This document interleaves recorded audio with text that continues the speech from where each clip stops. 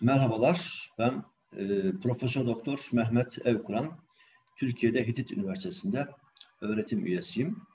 Türkiye'den Kazakistan'a, özellikle Turan Üniversitesi'ne öğrencilerle, yöneticilerle, hocalara selamlarımı ve saygılarımı iletiyorum. Bu videoyu Turan Üniversitesi Kazak Dili ve Edebiyatı Bölümü hocalarından değerli hocamız Gülcan Tulakova'nın ricası üzerine çekiyorum. Özellikle şair Jambul Jabayev'in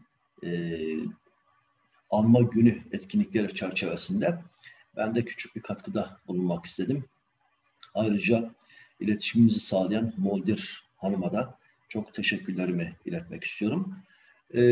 Jambul Jabayev 1846 ve 1945 yılları arasında yaşamış. Hem Çarlık dönemi Rusyasını hem de Sovyet Sosyal Cumhuriyetler Birliği'ni görmüş, o dönemlerde yaşamış ve Kazak kültürünü çok güçlü bir şekilde temsil etmiş. Bu konuda yaptığı çalışmalardan dolayı ödüller almış. Çok önemli bir şairdir, düşünürdür. Dolayısıyla ben bu konuşmayı yapmadan önce Türkçe'de ve Türk üniversitelerinde, akademiyada yapılan çalışmalar, şair Jambul'la ilgili yapılan çalışmalara şöyle bir göz attım.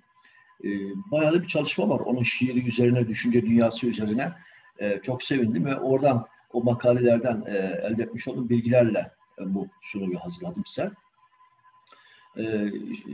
Şair Jambul, Aytıs, Jir, Tolgav türlerinde eserler veren usta bir destan söyleyicisidir. Yani destan anlatıyor.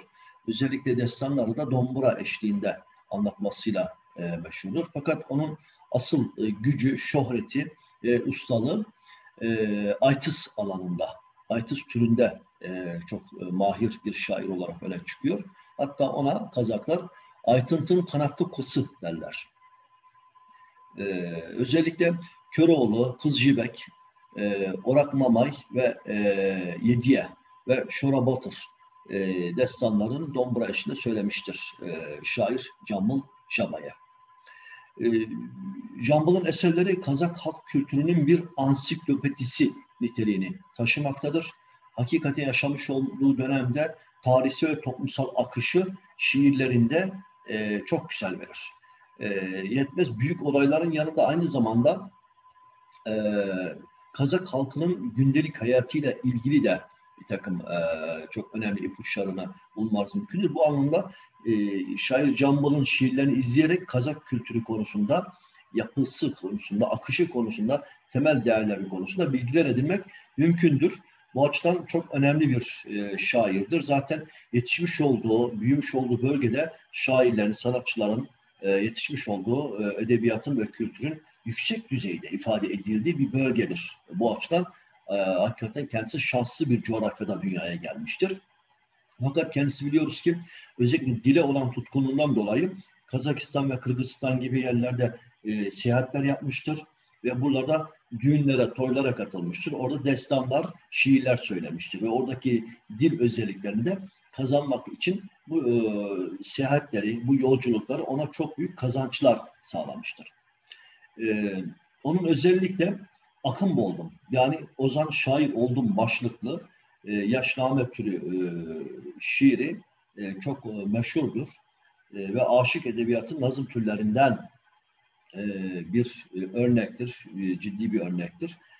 Yaşnameler Türk dünyasında aşık edebiyatı olarak adlandırılan türün nazım türünün ortak niteliklerinden bir tanesini taşımaktadır.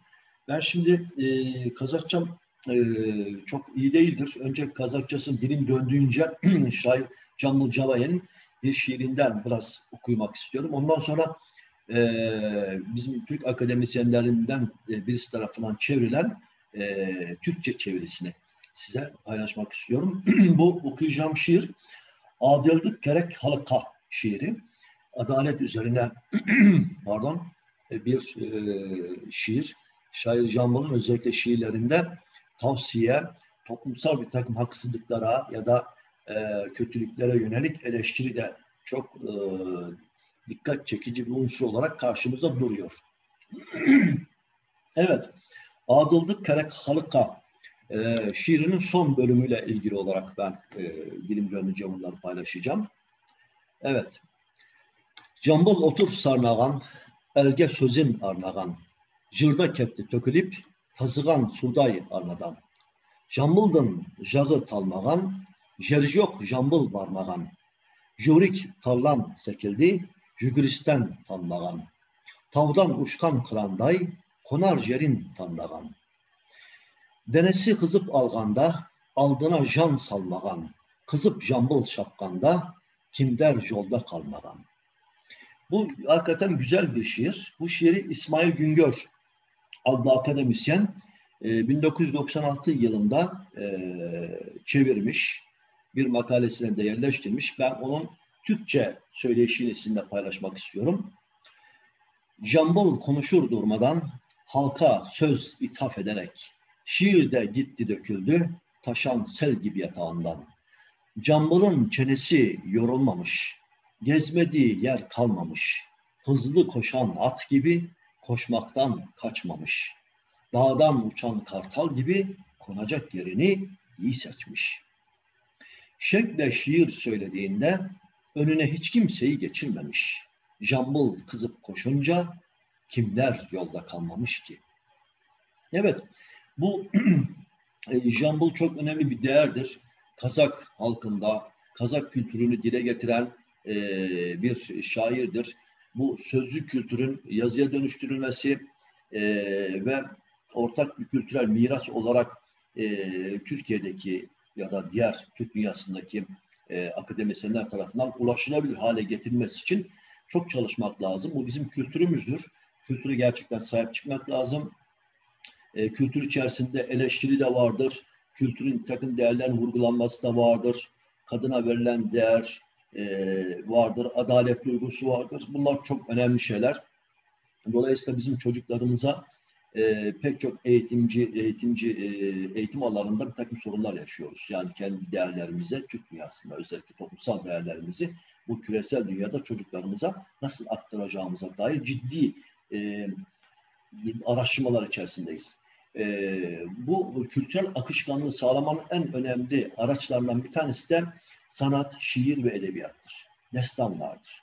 Dolayısıyla bunların da seçilerek bizim gençlerimize aktarılması lazım. Bunun için müzik alanı çok önemli.